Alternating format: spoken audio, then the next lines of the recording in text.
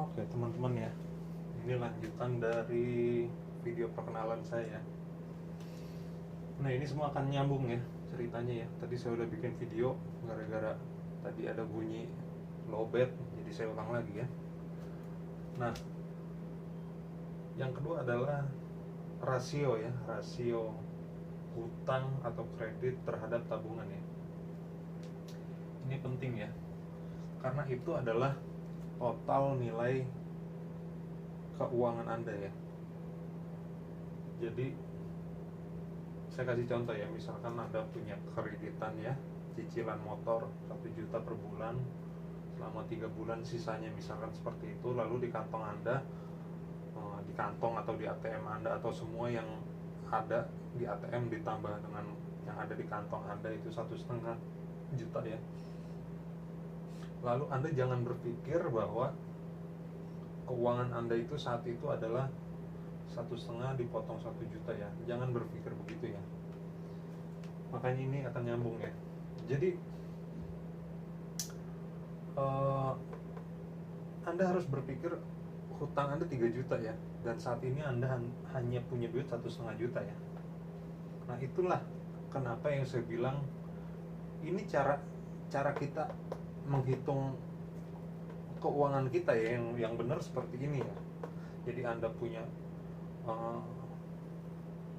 sekarang punya duit 10 juta, tahu-tahunya Anda cicilan Anda 5 juta bulan ini dan masih ada 3 bulan lagi, sedangkan tabungan Anda saat ini 10 juta. 5 juta cicilan Anda kali 3 bulan 15 juta. Berarti detik ini Anda masih minus 5 juta gitu ya. Sama seperti ini ya. Jadi di momen ini uang Anda itu minus ya, minus 1,5 juta. Ingat, selalu berpikir jangan dari cicilan per bulan ya, tapi dari total yang seharusnya Anda bayar ya, saat itu juga, detik itu juga, kedepannya seperti apa gitu ya, kedepannya 3 bulan berarti ya. Nah itulah kenapa orang kaya tetap kaya ya, walaupun dia berhutang ya, karena cara berpikirnya berbeda ya.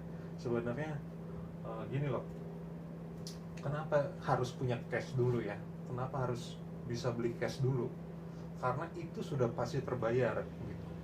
Nah fungsi dari kredit ini bukan untuk memaksakan dia membeli ya, bukan untuk memaksakan dia punya, tapi untuk menghadang pengeluaran yang sekaligus. Nah ini perbedaannya ya. Jadi Anda punya uang 100 juta, Anda mau beli motor 10 juta ya. Nah 10 juta kan besar, berarti 10% dari keuangan Anda ya. Keuangan Anda 100 juta, lalu harga motor 10 juta ya. Nah dia bisa beli cash gitu ya, dia bisa beli cash, tapi langsung turun dari 100 juta ke 90 juta gitu ya. Nah kenapa enggak kita kredit gitu? Tujuannya berbeda ya. Jadi dia tidak memaksakan untuk bisa memiliki, untuk bisa membeli, tapi dia hanya untuk, ibarat keran tuh dibukanya sedikit, jadi duit tuh nggak turun semua langsung gitu, setetes, setahun dah bayar sejuta jadi 12 juta ya kan, mungkin dengan bunga gitu. Nah berarti saat dia membeli, uang dia hanya berkurang 1 juta, berarti uang dia masih 99 juta rupiah gitu. Nah itulah perbedaannya antara orang kaya dan orang miskin ya, dari segi mindset dia untuk kredit gitu ya. Udah mulai paham ya, semua akan nyambung ya, semua akan nyambung. Oke, saya pikir yang kedua ini cukup ya di video ini. Di subscribe atau di share kalau merasa ini bermanfaat. Oke, thank you.